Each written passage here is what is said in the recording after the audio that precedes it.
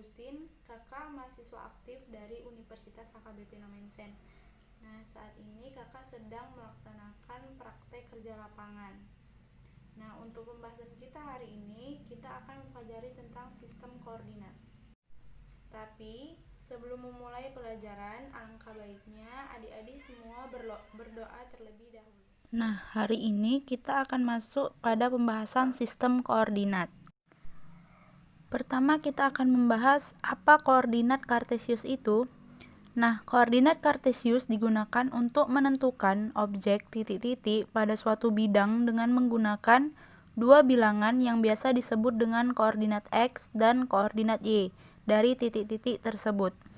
Untuk mendefinisikan koordinat diperlukan dua garis berarah tegak lurus satu sama lain, yaitu sumbu X dan sumbu Y. Selanjutnya, apa itu titik apsis dan titik ordinat? Nah, penjelasannya dapat kita lihat pada gambar ini. Nah, kita lihat bahwa yang disebut dengan titik ordinat adalah sumbu Y, dan yang disebut dengan titik apsis adalah sumbu X. Nah, titik koordinat ditulis sebagai X, Y. Contohnya, jika diketahui titik koordinat 2,5, maka dapat dikatakan bahwa titik X atau apsisnya yaitu 2 dan titik Y-nya atau ordinat itu 5. Selanjutnya yaitu memahami posisi titik terhadap sumbu X dan sumbu Y. Kita lihat pada gambar ini. Titik A berjarak 4 satuan atau 4 kotak terhadap sumbu X dan berjarak 2 satuan terhadap sumbu Y. Dan pada titik B berjarak 1 satuan terhadap sumbu X dan berjarak 2 satuan terhadap sumbu Y. Kemudian titik C berjarak 3 satuan terhadap sumbu X dan berjarak 5 satuan terhadap sumbu Y. Selanjutnya titik D berjarak 5 satuan terhadap sumbu X dan berjarak 4 satuan terhadap sumbu Y. Selanjutnya kita membahas wilayah bidang kartesius. Nah, penjelasannya dapat kita lihat pada penjelasan berikut ini. Nah, sekarang kita perhatikan gambar. Kita lihat bahwa koordinat kartesius terbagi atas 4 wilayah, yaitu kuadran 1, kuadran 2, kuadran 3, dan kuadran 4.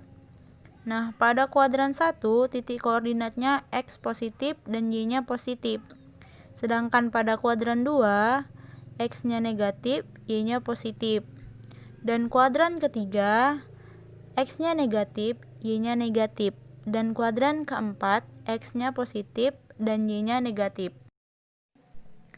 Sekarang, mari kita lihat gambar ini. Nah, pada gambar ini terdapat pertanyaan, yaitu rumah terletak di kuadran keberapa dan kantor polisi terletak di kuadran keberapa. Tentunya sekarang adik-adik sudah bisa menjawabnya, ya kan? Bahwa rumah terletak di kuadran pertama dan kantor polisi terletak di kuadran ketiga. Sekarang kita masuk ke contoh. Kita lihat gambar bahwa titik A terdapat pada kuadran pertama.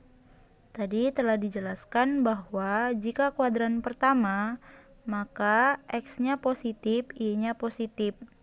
Kita lihat titik A, bahwa titik A berjarak 6 satuan terhadap sumbu X dan berjarak 6 satuan terhadap sumbu Y.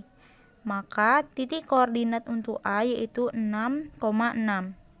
Dan titik B berada pada kuadran kedua. Jika berada pada kuadran kedua, maka X-nya negatif, Y-nya positif. Kita lihat bahwa titik B berjarak 6 satuan terhadap sumbu X dan berjarak 5 satuan terhadap sumbu Y. Maka titik koordinat B adalah min 6,5. Begitu juga dengan titik C. Titik C berada pada kuadran ketiga. Nah, jika kuadran ketiga, maka X-nya negatif, Y-nya negatif. Kita lihat bahwa titik C berjarak 5 satuan terhadap sumbu X dan berjarak 6 satuan terhadap sumbu Y.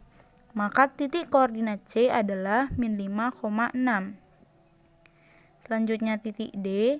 titik D berada pada kuadran keempat. Jika berada pada kuadran keempat, maka X-nya positif, Y-nya negatif.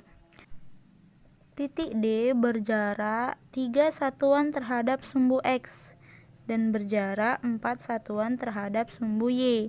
Maka titik koordinat untuk D yaitu 3, min 4.